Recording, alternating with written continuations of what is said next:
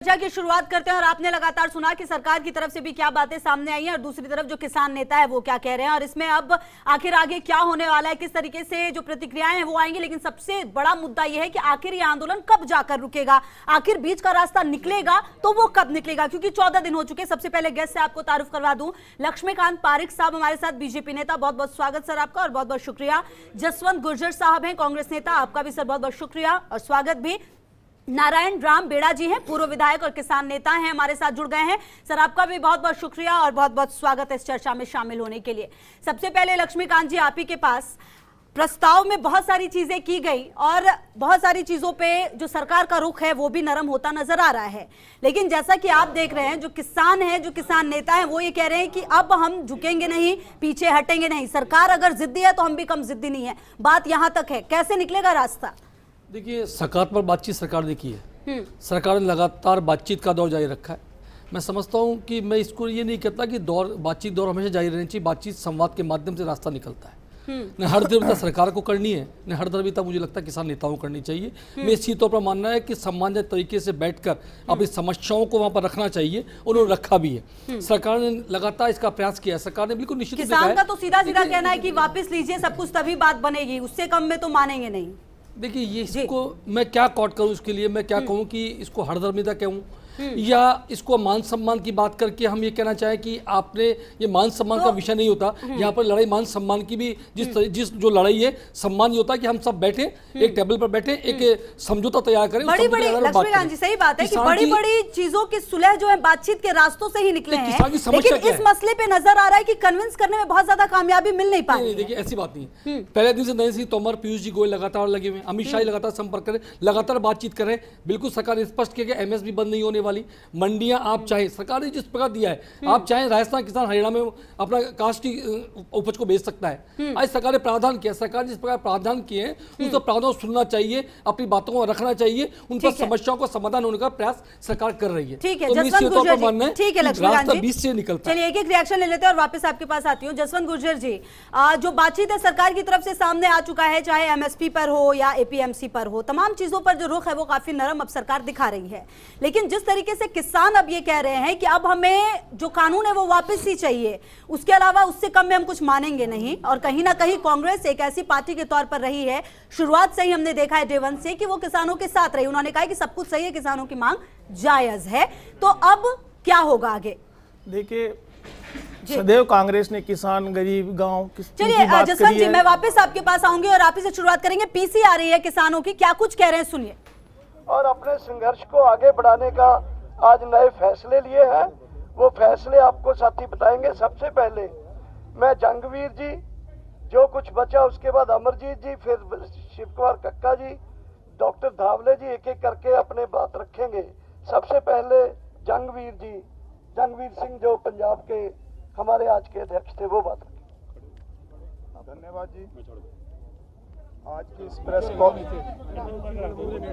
इस press conference में सभी भारत के जितने भी हमारे संगठन के लोग हैं, मैं उनका पहले धन्यवाद करता हूं।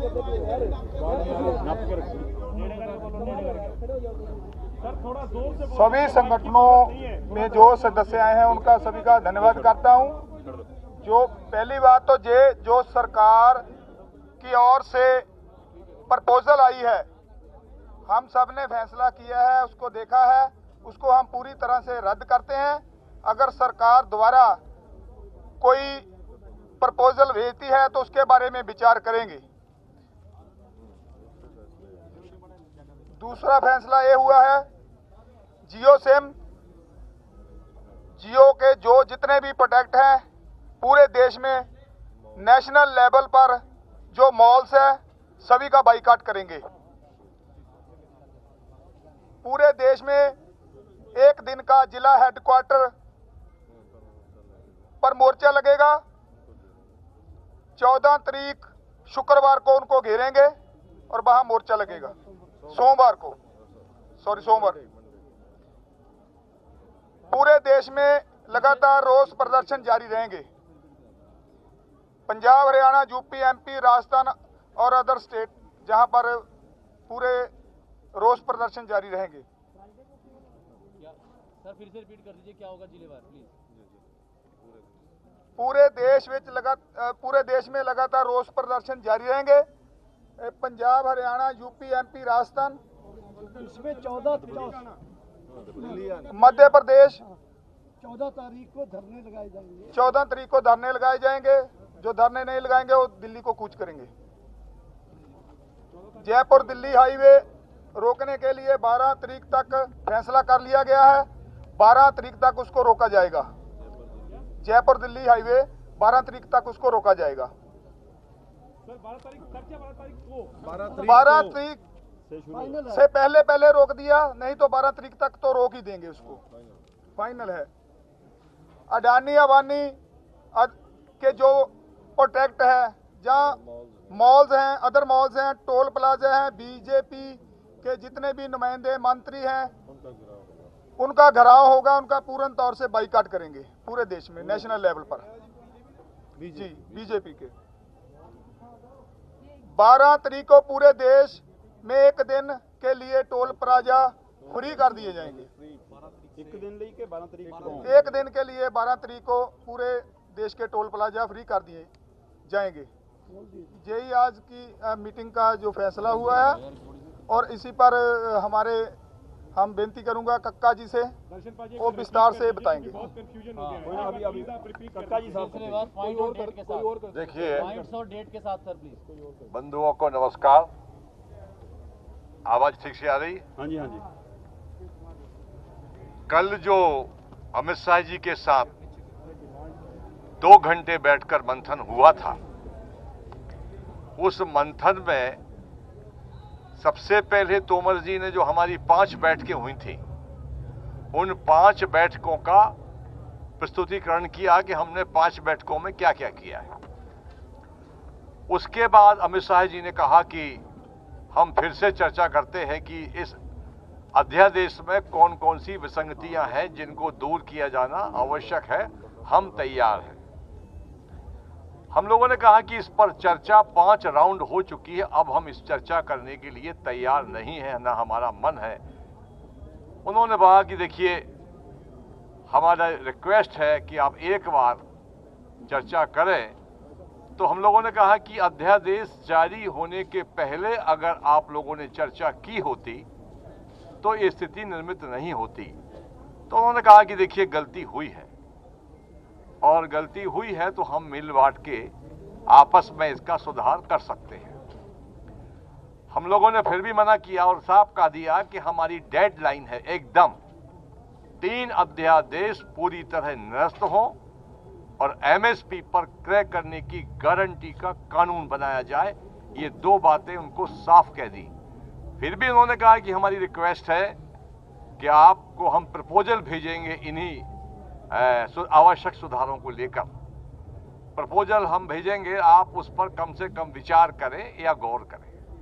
प्रपोजल जो आया वो गोल मोल जिस प्रकार का 3 अध्यादेश के बारे में सरकार जारी होने के बाद से लगातार कह रही है, उसी के आसपास है कि इससे बहुत फायदा होगा, ये किया जाएगा, वो किया जाएगा, सौदरीकरण किया जाएगा, किसान की आय दूनी की जाएगी, ये सब किया जाएगा। पर कैसे किया जाएगा इसका कोई स्पष्ट उल्लेख नहीं है। चूंकि हम लोग कह चुके हैं कि हमको ये अध्यादेश निरस्त कराना है और एमएसपी पर गारंटी का कानून, इसके हमारी ये डेडलाइन है।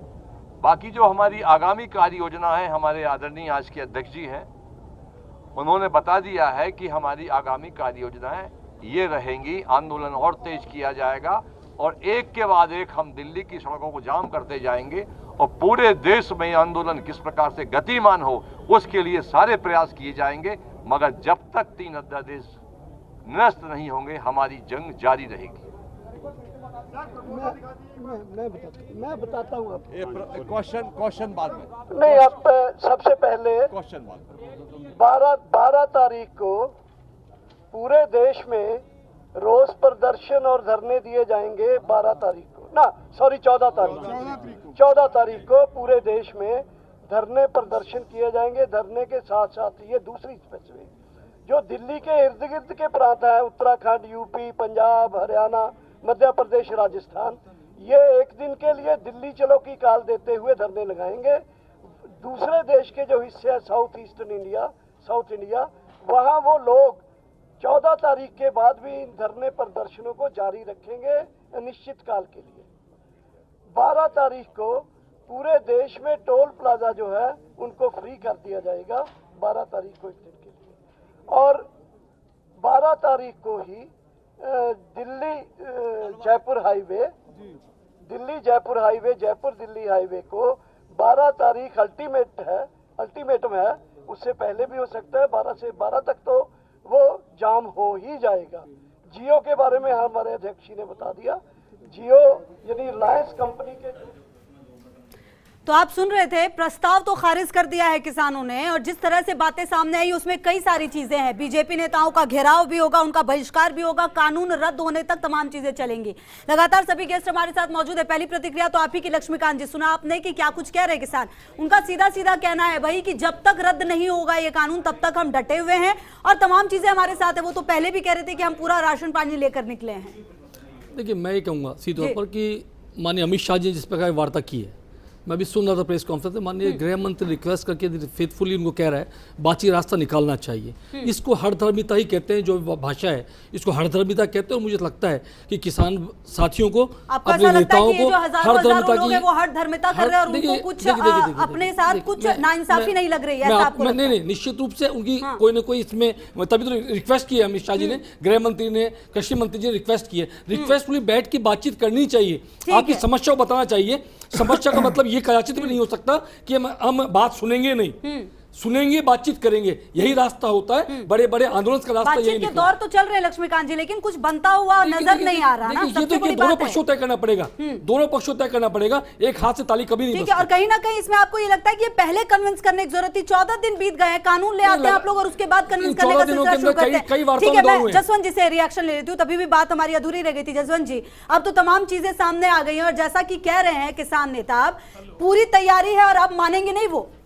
देखिए, मेरे साथी जो हैं बैठे हैं, उनका टोन, और अमित शाह जी को मैंने तो देखा नहीं, परंतु किसानों से बात कर रहे हैं तो इन साथी का टोन देखते हुए पता लगता है कि अमित शाह का टोन इनसे बेहतर ही होगा और ज्यादा तक होगा। अगर अन्नदाता के सम्मान की बात होती, अन्नदाता के मान सम्मान की बात होती, तो जिस दिन अन्नदाता पंजाब से, हरियाणा से, राजस्थान से जब घर से निकलने के लिए तैयार हुआ था, इन मांगों का विरोध करने के लिए तैयार था, उसी दिन गृह मंत्री को आगे आना चाहिए था बातचीत के लिए। जब वो इन्होंने उसको बुलाया नहीं बातचीत के लिए, रास्ते रोके, जिस प्रकार पाकिस्तान और भारत की बॉर्डर के ऊपर सेना तैनात की जाती है, ऐसा उसको रोकने के लिए खड्डे खोद दिए गए, रास्ते बंद कर दिए गए। इस प्रकार के आपने यत्न किए हैं, ये बातचीत के रास्ते नहीं हो सकते। बातचीत के रास्ते होते तो आप स्वयं आगे आते और कहते कि हमसे गलती हुई है। जो आज आप 10 दिन के बाद वो कह रहे हैं, जो आपके सामने प्रेस वार्ता में भी कहा कि अमित शाह ने गलती मानी है, तो पहले दिन ही गलती मान लेनी चाहिए, तो उसके बाद वार्ता लेकिन शुरू उससे करनी होता चाहिए। क्या जसवंत जी, सवाल तो ये है ना कि कहीं से भी बात बनती हुई नजर नहीं आ रही है। एक रिएक्शन मैं नारायण राम बेड़ा जी का ले लूं और वापस आपके पास आती हूँ।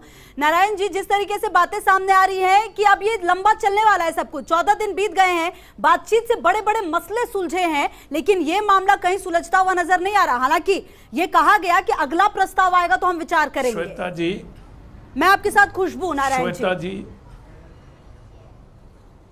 श्वेता जी, हाँ, मैं ये कहना चाहता हूँ, पिछले 8-10 दिन से जो किसान संघर्ष चल रहा है और उसमें अध्यादेश के माध्यम से कानून ला करके केंद्र सरकार का लगता है जनता के साथ हिडन एजेंडा है।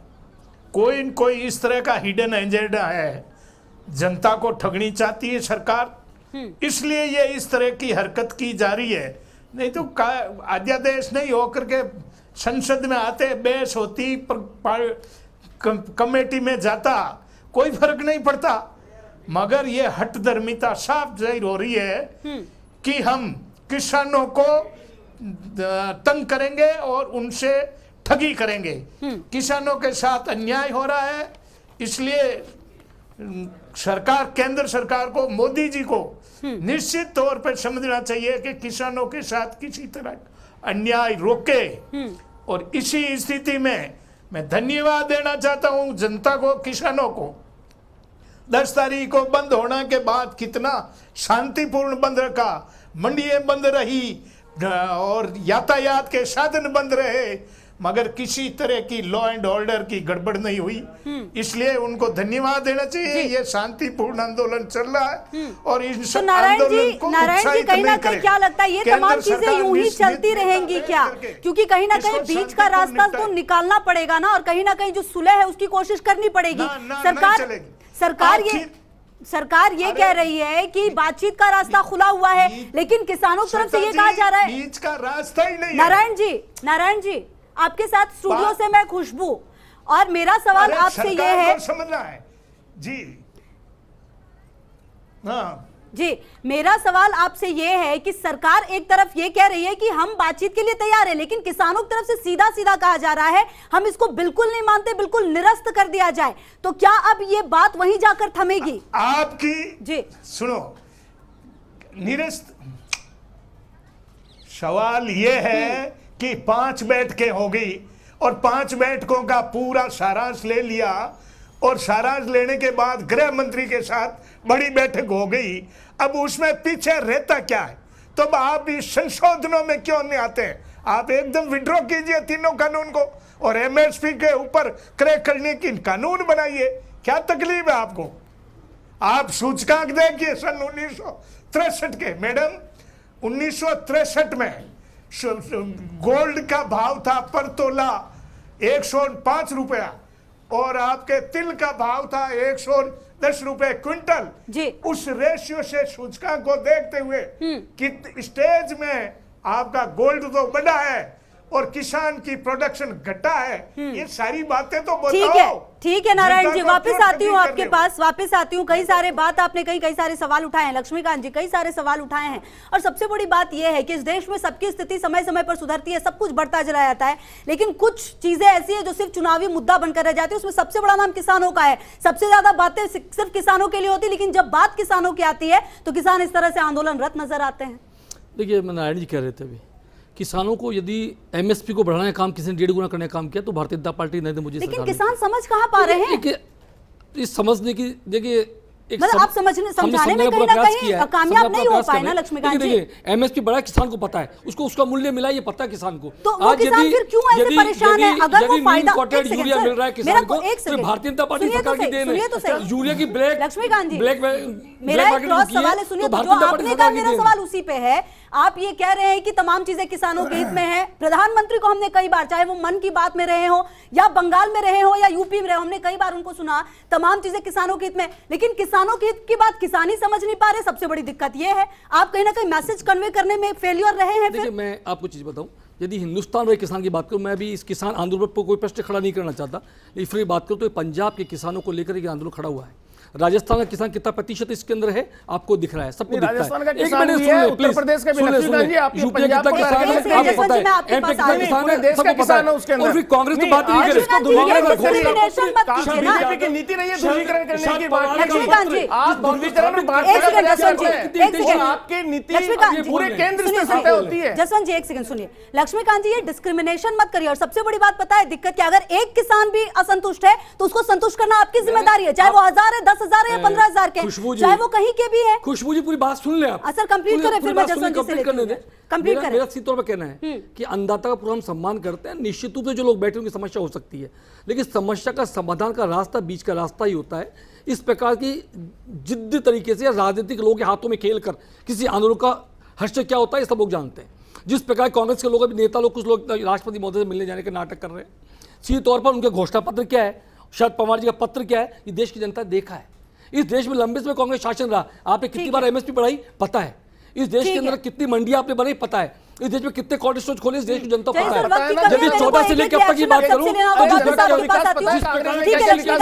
लक्ष्मीकांत जी ठीक है, आप आज की बात करें, आप आज की बात करें, ये किसान आज के मुद्दों के ऊपर बैठे हैं। लक्ष्मीकांत जी ऐसे कुछ समझ नहीं आएगा, वक्त की कमी है, मेरे को आखिरी कमेंट लेना है। जसवंत जी क्या कहना चाहते हैं, जवाब भी दीजिए और आखिरी कमेंट बताएं। देखिए किसान जो बैठा हुआ है वो 3 कानूनों के विरोध में बैठा हुआ है, उनकी बात सुननी चाहिए, परंतु ये सरकार निरंकुश हो रही है, तानाशाह हो रही है, बात सुनने को तैयार नहीं है। लक्ष्मीकांत जी कानून क्या कैसे नहीं है, किसी एमएसपी का कानून है, एमएसपी का कानून है, एमएसपी बात हो गई, किसमें बात हो गई, किसमें बात हो गई, हमने कहां बात हो गई, 24 चीज पर एमएसपी चल रही है, किसान बैठा है, ऐसी जारी रहेगी। नहीं किसान बैठा है, क्या दिया किसान, नहीं किसान बैठा है, आप अपने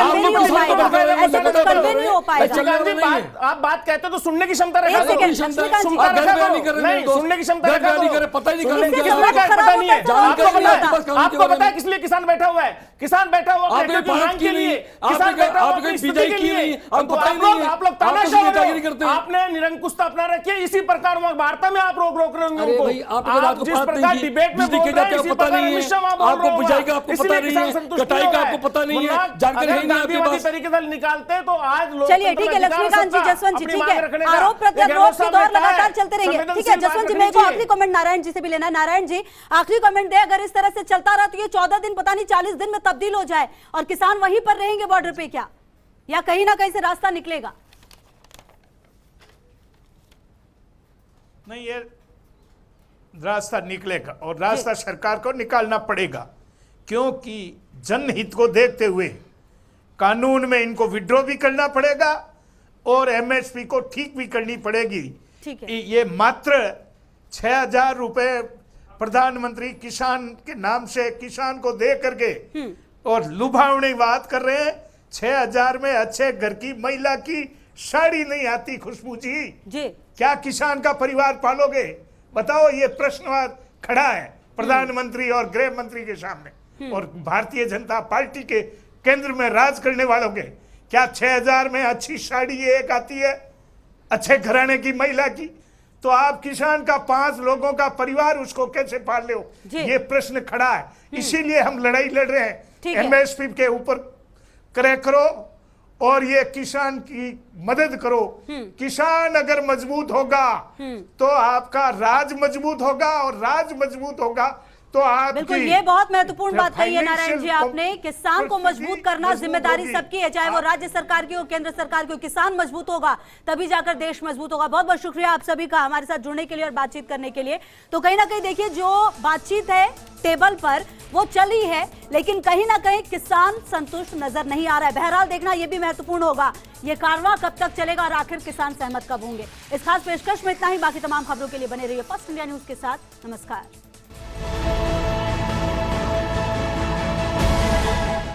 अगर सरकार भी हठ धर्मी तो है भाई, किसान की भी हट है, सरकार की भी। अब देखेंगे किसकी हार जीत जो कुछ होगा।